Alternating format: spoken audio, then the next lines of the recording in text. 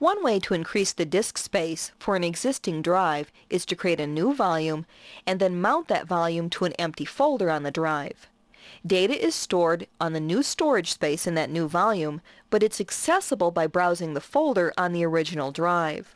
The folder you're mounting to needs to be empty, and it needs to be created on an NTFS partition. In this example, I'm going to mount a new volume to the data folder, which is located on the E drive. The data folder is empty, and the E drive is formatted with NTFS. Now let's go to Disk Management.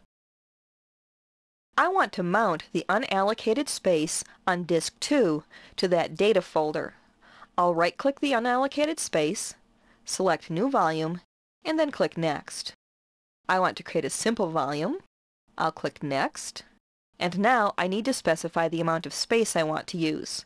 In this case, I'm going to use up all the space on the disk, so I'll click Next. And then I need to select Mount in the following empty NTFS folder. I can either type in the path to the folder or I can browse to find it. Let's browse. My data folder is on the E drive, so I'll browse there and select it.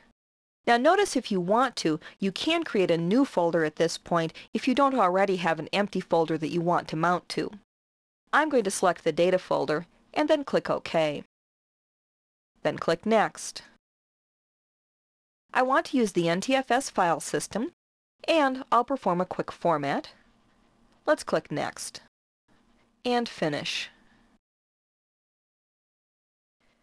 Now notice that I have a new simple NTFS volume on Disk 2, and if we go back to Windows Explorer, notice the change in the icon for the data folder to indicate that this data folder is actually mounted to a volume.